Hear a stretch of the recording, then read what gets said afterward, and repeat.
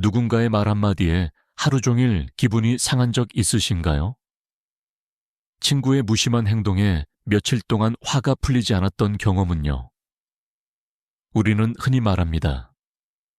저 사람이 날 화나게 했다고. 저 사람 때문에 내가 이렇게 괴롭다고. 그런데 정말 그럴까요? 정말로 누군가가 우리를 화나게 할 수 있는 걸까요? 칼 융은 우리에게 놀라운 진실을 이야기합니다. 아무도 당신을 화나게 할 수 없다고. 당신을 화나게 하는 것은 오직 당신 자신뿐이라고. 이 말이 처음엔 받아들이기 어려울 수 있습니다. 하지만 이 진실을 이해하는 순간 당신의 인생은 완전히 달라집니다. 오늘 우리는 함께 이 여정을 시작해 보려 합니다. 당신 내면의 가장 어두운 곳을 들여다보는 용기 있는 여정을요. 당신은 혹시 이런 경험을 해보신 적 있나요?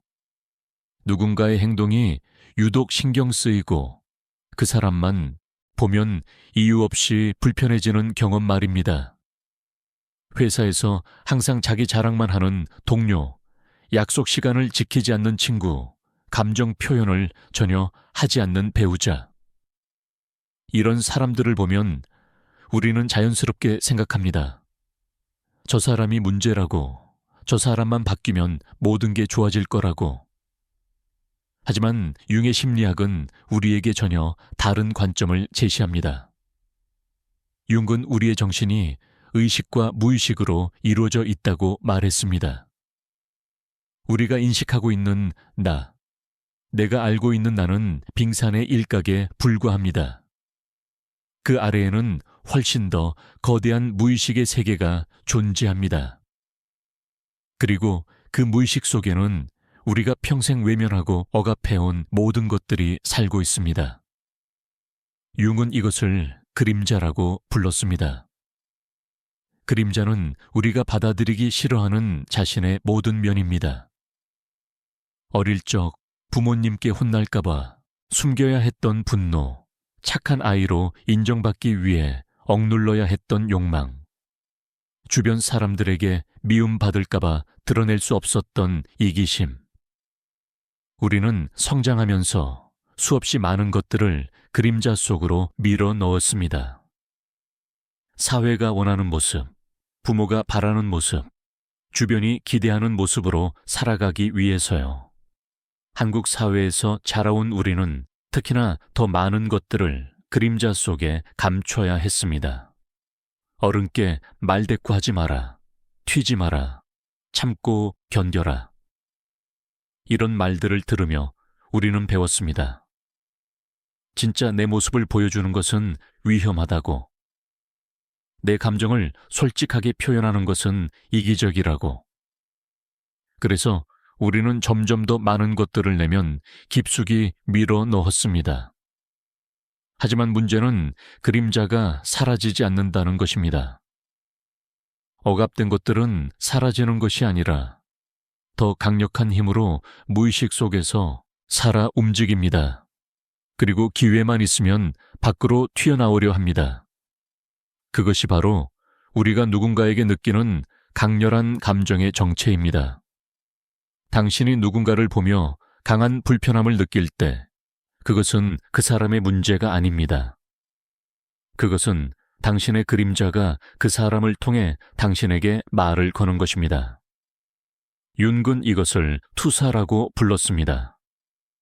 우리는 자신 안에 있지만 받아들일 수 없는 것을 타인에게서 보게 됩니다. 그리고 그것을 타인의 문제라고 여깁니다.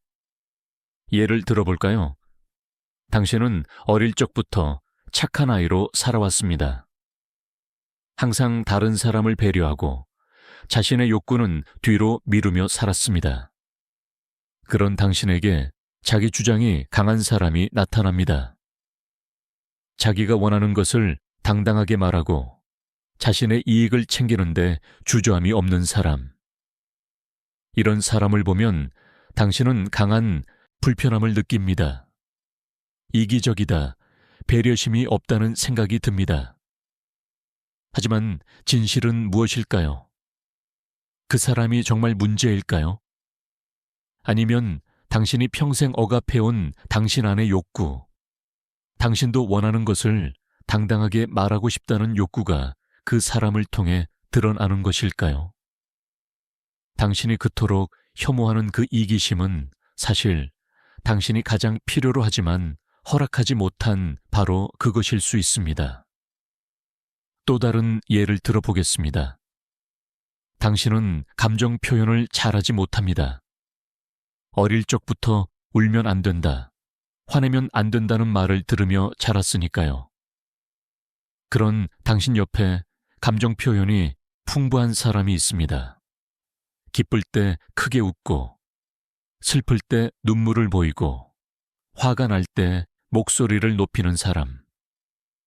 당신은 그 사람을 보며 불편합니다. 유난스럽다, 감정 조절을 못한다고 생각합니다. 하지만 정말 그럴까요? 당신이 불편한 이유는 그 사람의 감정 표현이 문제여서일까요?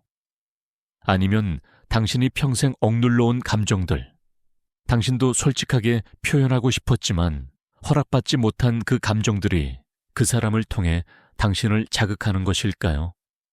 이것이 바로 윤기 말한 투사의 메커니즘입니다. 우리는 자신의 그림자를 타인에게서 봅니다. 그리고 그것을 타인의 문제라고 여깁니다. 타인을 비난하고 타인이 바뀌기를 기대합니다. 하지만 진정한 문제는 타인이 아니라 우리 자신의 내면에 있습니다. 여기서 우리는 매우 중요한 질문과 마주하게 됩니다. 그렇다면 모든 불편한 감정이 다 투사일까요? 타인의 잘못된 행동도 다 내 문제일까요? 물론 아닙니다. 융의 이론을 오해해서는 안 됩니다. 분명히 타인의 부당한 행동이나 폭력적인 언행은 문제입니다. 경계를 침범하는, 행동 존중하지 않는 태도는 분명히 잘못된 것입니다. 하지만 여기서 핵심은 이것입니다. 같은 상황에서도 사람마다 반응이 다르다는 것. 어떤 사람은 크게 화를 내는데 어떤 사람은 그저 담담하게 넘어갑니다. 어떤 사람은 며칠 동안 그 일로 괴로워하는데 어떤 사람은 금방 잊어버립니다. 이 차이는 어디서 오는 걸까요? 그 차이는 바로 각자의 그림자에서 옵니다. 같은 행동이라도 누군가의 그림자를 건드리면 강렬한 반응이 나오고 그렇지 않으면 담담하게 넘어갈 수 있습니다. 당신이 어떤 행동에 유독 강하게 반응한다면 그것은 그 행동이 당신의 어떤 상처를 건드렸기 때문입니다. 당신 안에 해결되지 않은 무언가가 그 상황을 통해 반응하는 것입니다. 윤근 이것을 콤플렉스라고 불렀습니다. 콤플렉스는 강렬한 감정이 붙어 있는 무의식적 패턴입니다. 어린 시절의 상처, 반복된 경험, 억압된 욕구들이 뭉쳐서 하나의 덩어리를 이룹니다. 그리고 이 콤플렉스가 자극받으면 우리는 과도하게 반응합니다. 어린 시절 부모님께 무시당했던 경험이 있는 사람은 타인의 사소한 무관심에도 깊이 상처받습니다.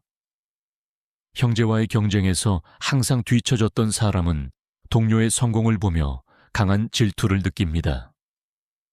사랑받기 위해 항상 완벽해야 했던 사람은 타인의 사소한 실수도 용납하기 어렵습니다. 이것이 바로 아무도 우리를 화나게 할 수 없다는 말의 진정한 의미입니다. 타인의 행동은 단지 반가쇠일 뿐입니다. 진짜 총알은 우리 안에 이미 장전되어 있었습니다. 해결되지 않은 상처, 억압된 감정, 받아들이지 못한 자신의 모습들이 그 총알입니다. 그렇다면 우리는 어떻게 해야 할까요? 윤근 개성화라는 개념을 제시했습니다. 개성화는 자신의 전체성을 회복하는 과정입니다. 억압하고 외면했던 그림자를 다시 찾아와 통합하는 여정입니다. 이것은 쉽지 않은 과정입니다. 왜냐하면 우리가 평생 피해왔던 것과 마주해야 하기 때문입니다. 개성화의 첫 단계는 자각입니다. 내가 느끼는 강렬한 감정이 진짜 타인 때문인지 아니면 내 안에 무언가가 반응하는 것인지 구별하는 것입니다. 이것을 위해서는 자신을 관찰하는 연습이 필요합니다. 누군가에게 화가 날 때 잠시 멈추고 자신에게 물어보세요. 왜 내가 이렇게 화가 나는가? 이 상황의 어떤 부분이 나를 이렇게 자극하는가? 혹시 이와 비슷한 상황에서 과거에도 비슷하게 반응한 적이 있는가? 이런 질문들을 통해 우리는 자신의 패턴을 발견할 수 있습니다. 그리고 그 패턴 뒤에 숨어있는 상처를 찾아야 합니다. 당신이 타인의 무관심에 유독 예민하다면 혹시 어린 시절 충분한 관심을 받지 못했던 경험이 있는지 돌아보세요. 당신이 타인의 성공을 보며 괴롭다면 혹시 당신 자신의 가치를 인정받지 못한 아픔이 있는지 살펴보세요. 이 과정은 고통스러울 수 있습니다. 우리가 평생 외면해온 것들과 마주하는 것이니까요. 하지만 이것이야말로 진정한 치유의 시작입니다. 외면한다고 상처가 사라지지 않습니다. 오히려 외면할수록 상처는 더 깊어지고 더 강하게 우리 삶을 지배합니다. 두 번째 단계는 수용입니다. 자신의 그림자를 발견했다면 이제 그것을 받아들여야 합니다. 이것이 가장 어려운 부분입니다. 우리는 평생 그것이 나쁘다고 배웠으니까요. 분노는 나쁘다. 욕심은 나쁘다. 질투는 나쁘다. 하지만 융은 말합니다. 그림자 자체는 나쁜 것이 아니라고. 다만 억압되고 통제되지 않을 때 파괴적이 될 뿐이라고. 분노를 예로 들어볼까요? 많은 사람들이 분노를 부정적인 감정으로 여깁니다. 화를 내면 안 된다고 생각합니다. 하지만 분노는 사실 매우 중요한 감정입니다.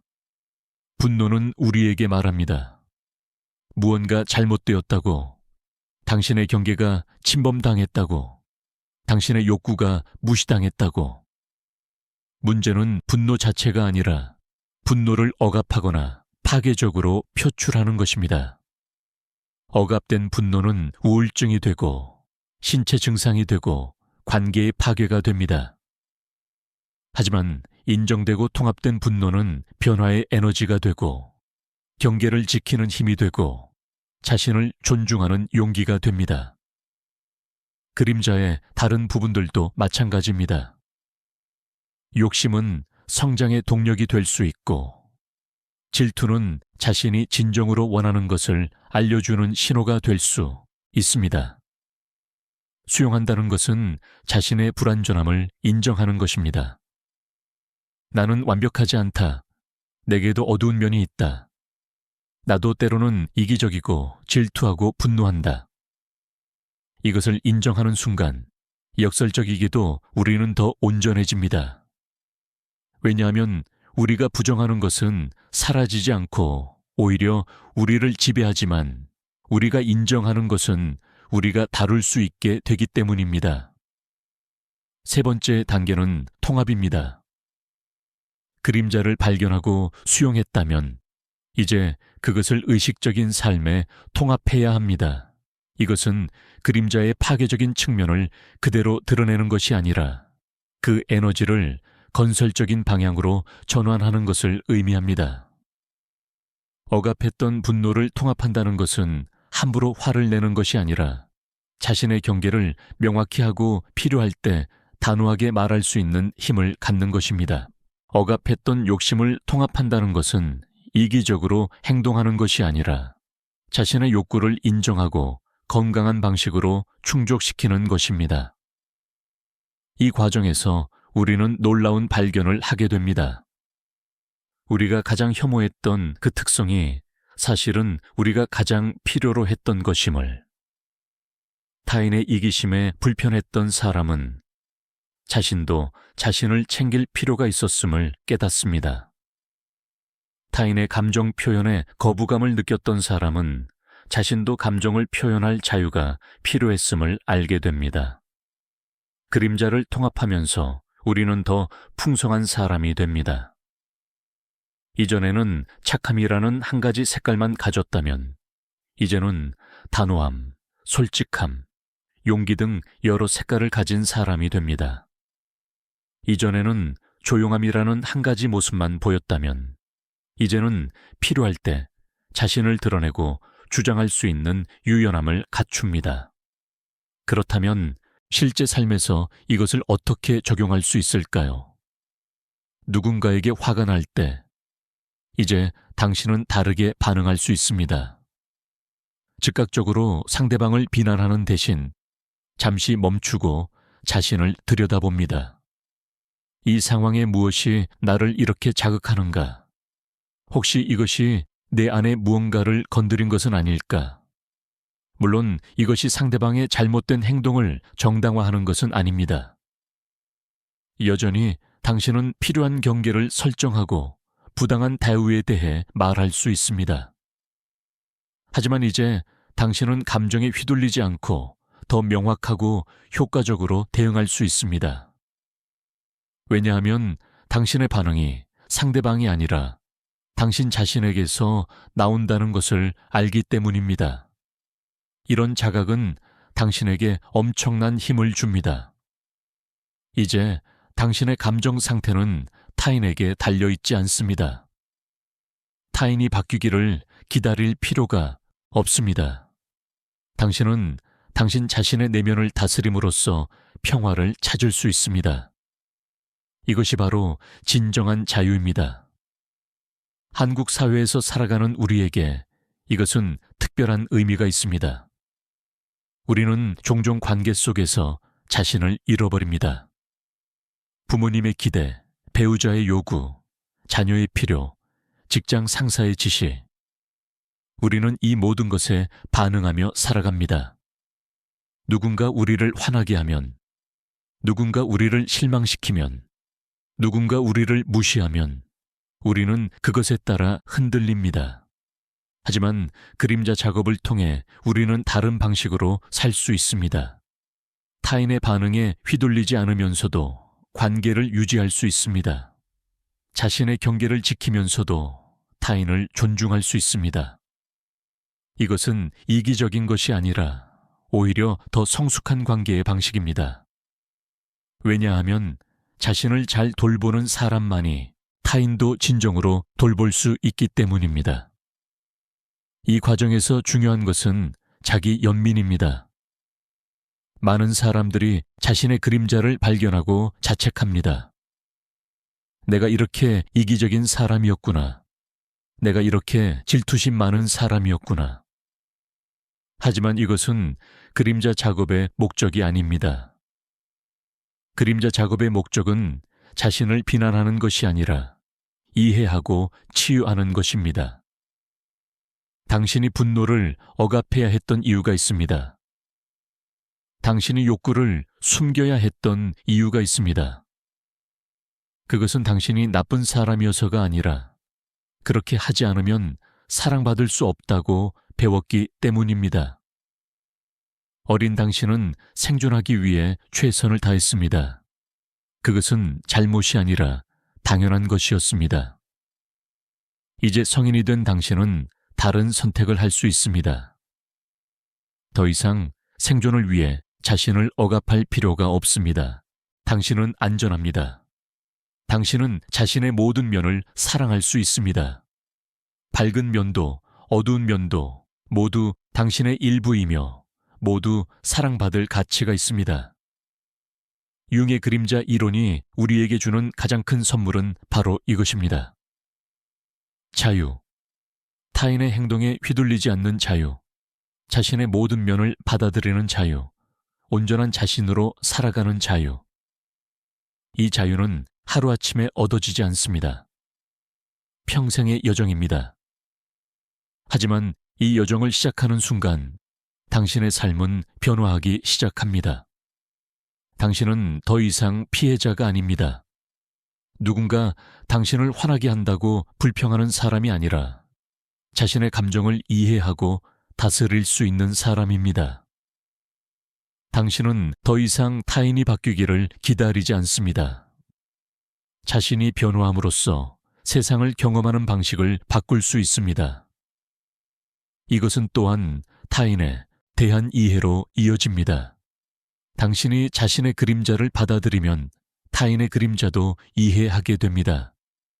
저 사람이 왜 저렇게 행동하는지, 저 사람의 어떤 상처가 저런 반응을 만드는지 보이기 시작합니다.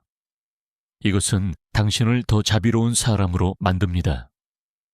판단하는 대신 이해하고 비난하는 대신 공감하게 됩니다. 물론 이것이 모든 관계를 유지해야 한다는 뜻은 아닙니다. 때로는 건강하지 않은 관계에서 벗어나는 것이 필요합니다.